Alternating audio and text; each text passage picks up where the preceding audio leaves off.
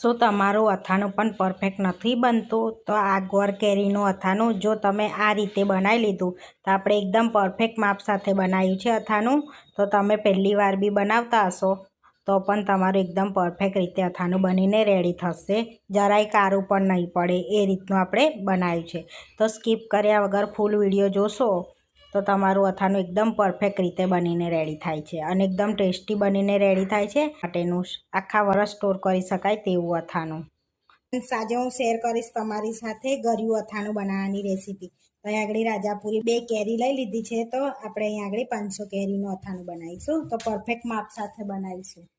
તો અહીં આગળ કેરીને ધોઈને લૂસી લીધી છે. હવે આપણે કટ કરી લેવાની છે. તો તમારી પાસે કેરી કાપવાનો હુડો હોય એનાથી પણ તમે કાપી શકો છો. તો તમે છોલીને પણ કટ કરી શકો છો અને અહીં આગળ આપણે એમ જ કટ કરીએ છીએ. તો હુડો હોય તો હુડાથી સરસ કટ થાય. તો આપણે આ રીતે કટ કરી લઈએ, ના હોય તો આ રીતે જ કટ કરવાની કેરીને. તો અહીંયા આપણે બધી આ રીતની કેરી કટ કરી લેવાની છે, બધી કાઢી લેવાની છે અંદરથી. તો આ રીતનો અંદરનો ગોટલીનો ભાગ હોય ને એને કાઢી નાખવાનો, એ બહુ કડક આવે છે એટલા માટે આ રીતનો. હવે આપણે એને મોટા મોટા પીસ કરવાના છે. આ રીતના આટલા મોટા રાખવાના છે, કટ કરી લેવાની છે અને આ રીતે મોટા પીસ રાખવાના છે આપણે. તો અહીંયા આપણે આ રીતે કટ કરી લીધી છે. તો આપણે પરફેક્ટ માપ સાથે બનાવવાનું છે એટલે પરફેક્ટ કેરીનું માપ લઈ લેવાનું છે. તો કિલો કેરી હોય તો એ માપનું લેવાનું છે, નાખવાનું છે. અહીંયા આપણે 500 કેરી લીધી છે એટલે એ રીતનું આપણે નાખીશું. રીતની મોટી તપેલી હોય ને એમાં આપણે કેરી લઈ લઈશું. તો સ્ટીલની તપેલી લેવાની છે, આપણે ધાતુનો યુઝ નથી કરવાનો. હવે એની અંદર આપણે થોડી હળદર એડ કરીશું અને 1 ચમચી જેટલું મીઠું એડ કરીશું. હવે આપણે એને સરસ મિક્સ કરી દઈશું જેથી એનું પાણી બધું છૂટી જશે સરસ એવું.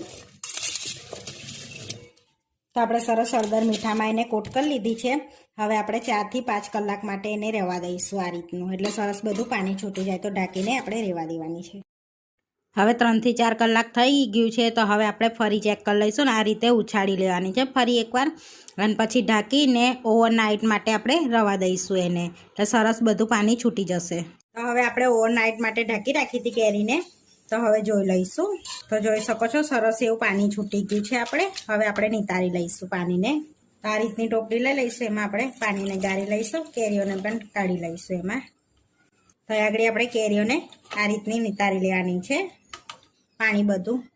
તો આગળ કેરીનું પાણી છે ને આ તો તમારે ફેંકી નથી દેવાનું, એનો યુઝ કરી લેવાનો. તમે આની અંદર ચણા મેથીનું અથાણું આથી શકો છો.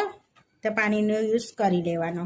અહીં આગળ કોટનનો આપણે કકડો લઈ લીધો છે, એની અંદર કેરીને આપણે કોરી કરી લઈશું આ રીતે.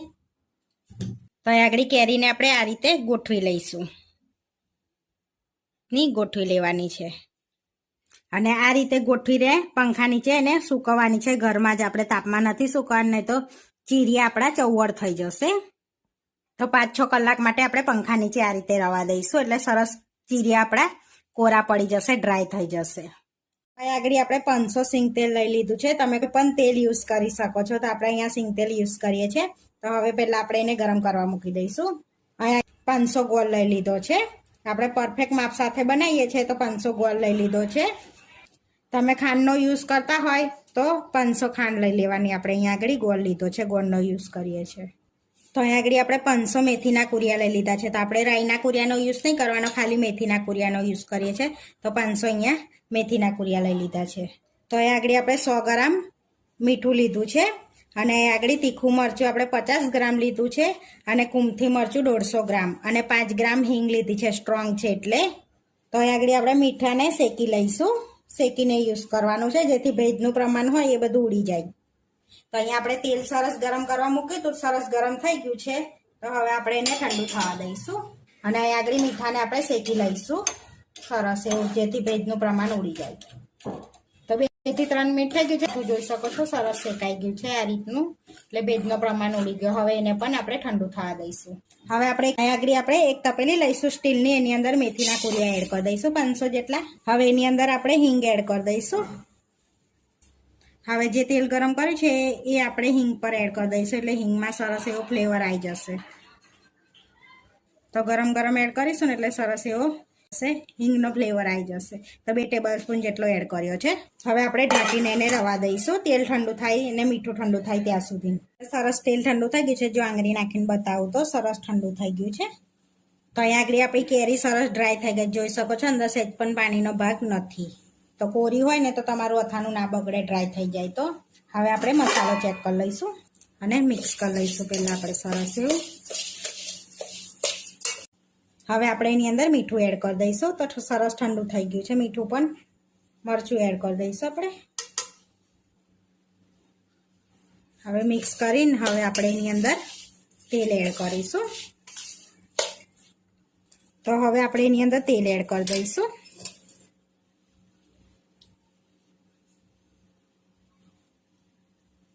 તો પહેલાં થોડું એડ કરી છે, હવે મિક્સ કરી લઈશું આપણે સરસ એવું આ રીતે. હવે બીજું પણ એડ કરી દઈશું.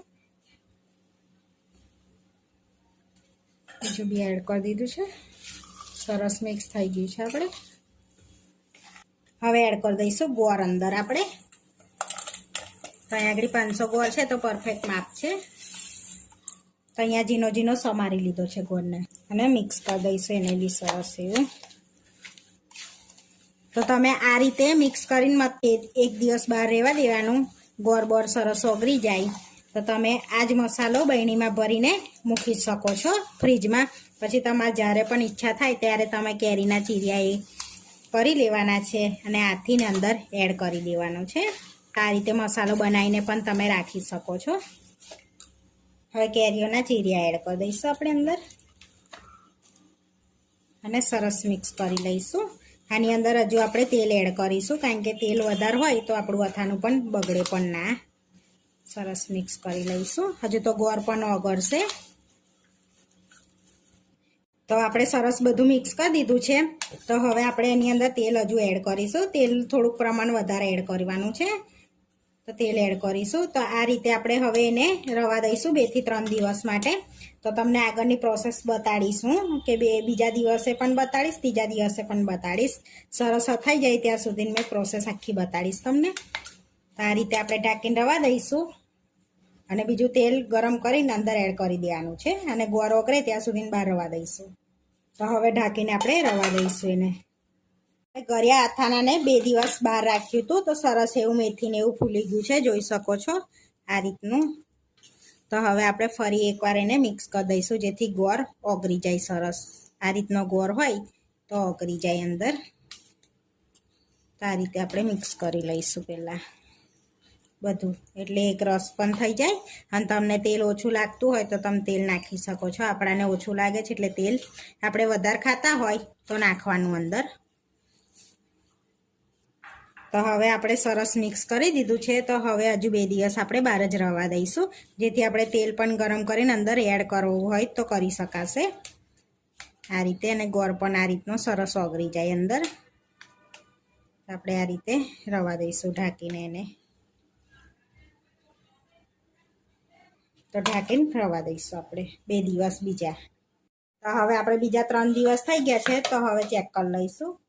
તો હવે ફરી જોઈ લઈશું મિક્સ કરીને. તો આપણો મસાલો સરસ એવો ચડી ગયો છે, ગોળ પણ ઓગળી ગયો છે, જોઈ શકો છો સરસ એવો આપણે. તો આપણે આને અઠવાડિયું તો બહાર જ રાખવાનું એટલે મિક્સ કરતા ફાવે આપણાને આ રીતે. તો તમને તેલ ઓછું લાગે તો તમે તેલ અંદર ઉમેરી શકો છો, ગરમ કરીને ઉમેરી લેવાનું. આપણે પણ ઉમેરીશું, તેલ ઓછું છે એટલે. તો હવે આપણે અહીંયા તેલ ગરમ કરીને રાખ્યું છે તે તેલ એડ કરી દઈશું. તમારા ઘરમાં વધારે તેલ ખાતા હોય તો વધારે એડ કરવું અને મિક્સ કરી લઈશું ફરીવાર એને. તો સરસ આપણે ગોળને એવું ઓગળી ગયું છે. તો હવે આપણે બાટલમાં ભરી લેવાનો છે. તો આખા વરસ માટેનું અથાણું આપણું રેડી થઈ ગયું છે. તો આ રીતની કાચની બરણી લઈ લેવાની છે અને એની અંદર આપણે ભરી લેવાનું છે અથાણું. તો આપણે કાચની બરણીમાં અથાણું ભરી દઈશું. તો આપણે આ રીતે બરણીમાં ભરી લેવાનું છે અને ખાવા માટે નાની બરણીમાં કાઢી લેવાનું છે. તો તેલ તમે બહાર રાખશો તો તેલ ડૂબ રાખવાનું છે આની અંદર. આ રીતે તેલ વધારે રેડવાનું છે તો તમારે બહાર પણ અથાણું નહીં બગડે. અને ફ્રીજમાં રાખશો તો એવો ને એવો કલર રહેશે અથાણાનો, કારો સહેજે નહીં પડે. તો આપણે બાટલને ક્લીન કરી દેવાની છે આ રીતે સરસ એવી. પછી ઢાંકણ ઢાંકી દઈશું હવે. તો આપણે આખા વરસ માટે પરફેક્ટ માપ સાથે અથાણું રેડી છે. તો રેગ્યુલર ખાવા માટે આ રીતની નાની બરણી હોય ને એમાં આપણે અથાણાને ભરી લેવાનું છે આ રીતે. તો આપણે ખાવા માટે નાની બાટલમાં ભરી દીધું છે. તો આ બહાર ખાવા માટે રવા દેવાનું છે અને આપણે વરસનું અથાણું રેડી થઈ ગયું છે. તો આપણે વરસનું અથાણું બની રેડી થઈ ગયું છે. તો આપણે પરફેક્ટ માપ સાથે બની રેડી થઈ ગયું છે. આવા વિડીયો જોવા માટે મારી ચેનલને સબસ્ક્રાઈબ કરો, લાઇક કરો અને શેર કરો અને તમે જરૂરથી ટ્રાય કરો. ફરી મળીશું નવા વિડીયોમાં. કોમેન્ટ કરીને જરૂરથી જણાવજો કે તમને આ મારી રેસીપી કેવી લાગી.